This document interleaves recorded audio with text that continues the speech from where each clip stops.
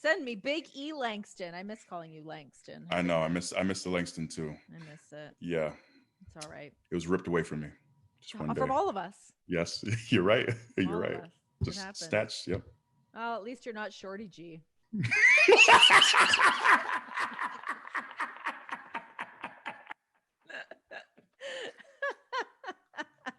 Poor bastard. I'm Just sorry, poor. Gable. I'm sorry. It was inches right there. Poor guy. He's recovered though. Yeah, he bounced back. He He pushed did. through. He bounced back. Yeah, Perseverance. that's what he does.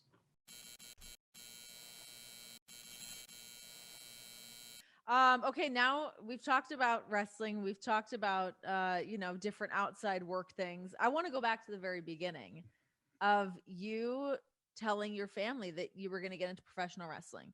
How did that go? It was so. This was like summer of 2009 is when I got signed by WWE, and so it's weird because my dad is a huge wrestling fan. Like he would, for some reason, he'd watch Raw, but then they'd have like multiple re-airings. One would be on like MTV, and there would be another one. So I would watch him watch the same episode of Raw 3 times. I don't know why. I don't know what you're gleaning, what you're getting from this, but he would make sure anytime like WWE was on, he was watching. And but it's weird because he's a big wrestling fan, but also was just overly concerned about me being hurt or like it wasn't like, yeah, that's awesome, you're getting into wrestling. It was, and Was I that also, based off of you getting hurt when you got hurt in college? You hurt your knees, right? yeah, that's very possible. I mean, I tore both my ACLs, broke my right patella, and tore my left pec in 2.5 years of college, and I'm real hard headed. Clearly, that should have been it for me, but I needed more injuries. I just No, needed you're to good to abuse my go. body more. But yeah, so it was kind of, I would say maybe a tepid response, but I was just very much like I was in grad school at the time, and it was going well, and I was a TA grading papers, which is weird to think about. Why would anyone trust That me to is, grade college papers? I mean, I would maybe. Thank Sure, you. I You're very kind. would. Uh, but yeah, I was doing that, but I just thought this is going well, but man, this cannot be my life for the next like 40 years is sitting at a desk. And I thought like my plan was to get my PhD, which meant probably another year of working on my master's, Could have and been then wood too. probably 5 to 6 years of a PhD. So that's another 6 years of poverty of just being broke. And then I get a job and maybe I can make like 40K a year, so, Yeah. and I just also didn't want to sit at a desk for the next 30, 40 years. And I felt like I had more to give athletically. So this wrestling thing falling into my lap I got super lucky. Were you athletic even as like a little kid? I'd always done sports, even like my earliest memories. I think I was like 4 years old when I was doing like a karate class. And then I started playing youth tackle football when I was 7. So pretty much from like the age of 4, I was always in some kind of organized sport. Hmm. Did you so when it came to like wrestling, like you're at school playing football, you get into powerlifting, like obviously you have all these different tools and assets, but when did it enter your brain of like, because I mean you went to FCW initially while it became NXT, but what was that like tryout process like, or like figuring out that that was even going to be an option?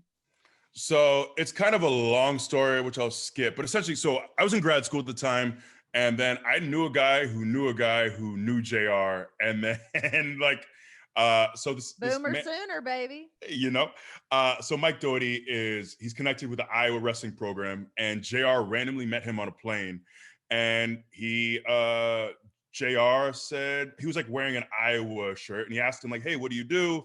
And he eventually realized that he was close with he's good friends with Dan Gable, who's a Mhm. wrestling legend.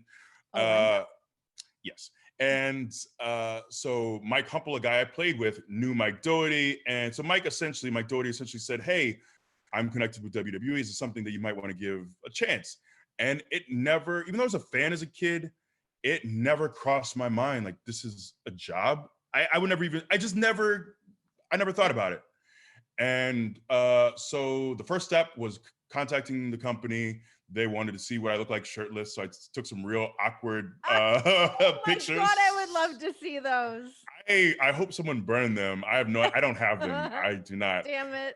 But I sent them to the office, and then they flew me down. I guess they liked how I looked topless enough to send me down to Amen. Tampa for a tryout. And then I just did the tryout in Tampa, and I guess it went well enough for me to get signed. But it was just real random with me just bumping into the right people at the right time. So I have a little bit of an insider scoop here about Oh your time no! at FCW, your time at NXT. Oh And god! one of the initial characters you came up with was a guy named Wendell. Yeah. So it Tell me was. about Wendell. Or I become Wendell. Give me a little Wendell. I think I don't know if I can do the voice anymore, but it was this nerd character like inspired by Steve Urkel. Again, Family Matters. It's all full Of circle. course.